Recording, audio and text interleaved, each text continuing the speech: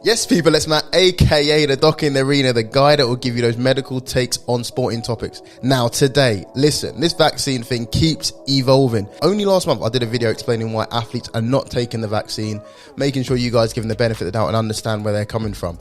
And then that all changed pretty much immediately. Now, okay, check these numbers. In September, when I did the video, in the Premier League, only 7 clubs had vaccination rates over 50%, which means in the whole league, the vaccination rate was well below 50%.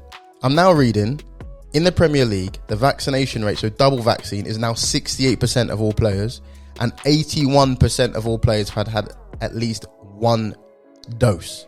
What in the heck happened? I'm genuinely shocked, pleasantly surprised, but I'm shocked. So someone did ask me, what has changed? What exactly has changed? And thought I'd hop on and tell you. So I've got 5 reasons why I think the whole situation has changed. If you like this type of content, this type of insight, actually hit like, join in the conversation by hopping in the comments, subscribe, and also hit the bell because the videos are coming very, very regularly at the moment. I don't want you to miss anything. Other than that, let's jump straight into it. Let's go.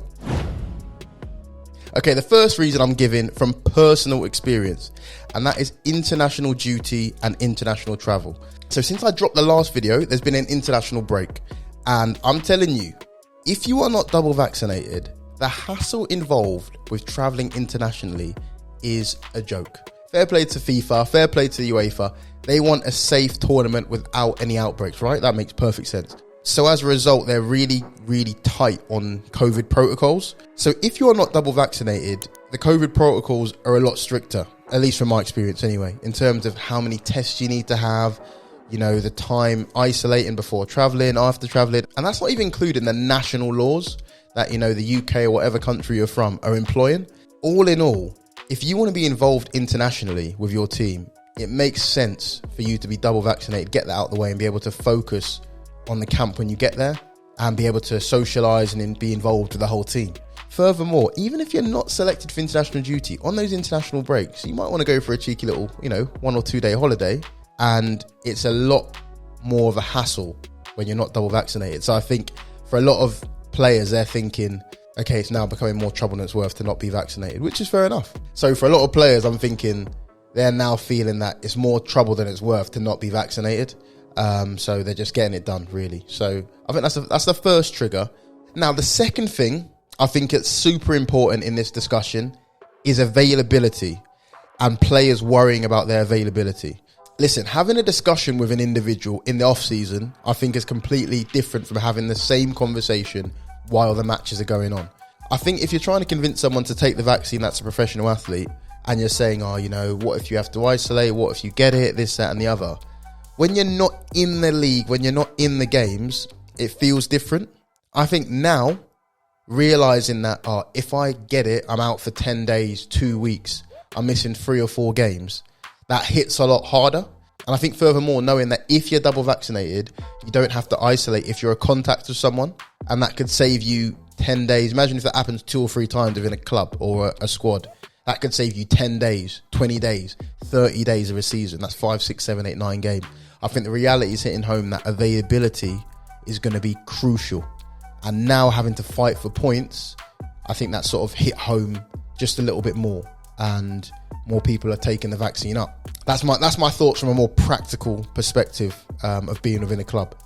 Now, for my third point, I'm not going to break any medical confidentiality, but I'm going to say this as a fact. There are some serious cases going around various football leagues and through various athletic sports.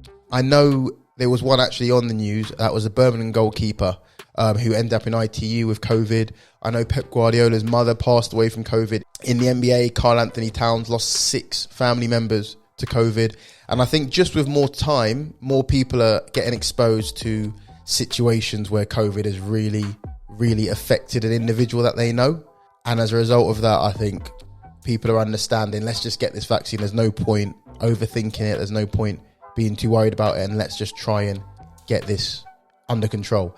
Furthermore, I think, particularly in the UK, I'm speaking, the rising cases, I think people are now clocking, you know what, this isn't going away. This is going to be like this for a while. And let's make sure that we're just sorted. And I think that's just hitting home for people in general, including professional footballers. I'll keep on that theme when I'm talking about time and say that I think that just time is passing. And with time passing, people are also seeing that individuals that have had the vaccine are actually generally completely fine and well. So the kind of conspiracy theories and some of the things I mentioned in my first video are starting to be flushed through the culture, and people are just realizing, listen, this is what it is. It's a vaccine. We've had vaccines around for hundreds and hundreds of years, and let's get this done. So I think 3 and 4 are kind of linked, and it's just to do with time. Right, now number 5, and I think this could be the most important one. It's the culture shift. There's a clear culture shift, and I think that leads on from cases, from increase in time, and then this leads on to number 5, which is the overall culture shift within sport, within the Premier League. Now listen to this, from the BBC article.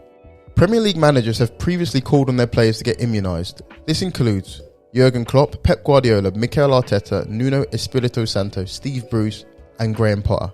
Even the England manager, Gareth Southgate, he said that he thinks that some players are susceptible to conspiracy theories, X, Y, and Z, which is why they're not getting it. So everyone's talking about it, and essentially I think it's getting to the point where managers and certain other players, I'm guessing within the teams, are getting pissed off. They're like, listen, this needs to get done. In terms of the culture, I think it's starting to shift from no, I don't want this vaccine, to okay, if I'm not going to get it done for myself, if I'm not going to get it done for society, it's a team thing to do. It's a very team friendly thing to do. You kind of see it, and I follow the NBA quite closely. You see it in the NBA. I'm sure some of you are aware of what's going on with Kyrie Irving. And a lot of what people have criticised Kyrie Irving for, who's not taking the vaccine, is not actually his stance per se, but more its effect on the team, the organisation, and the individuals he works with.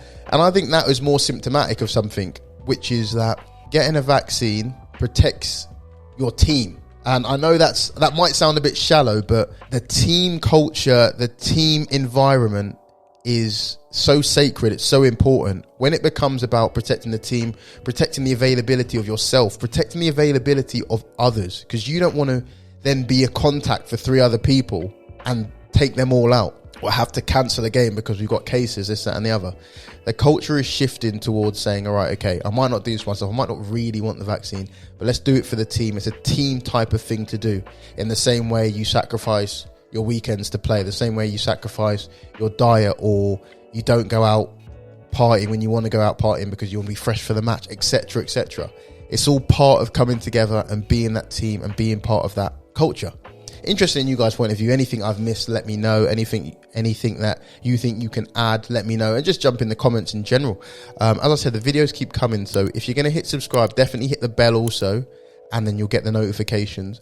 Other than that, I will see you guys on the next video, and I really hope you enjoyed. Take care.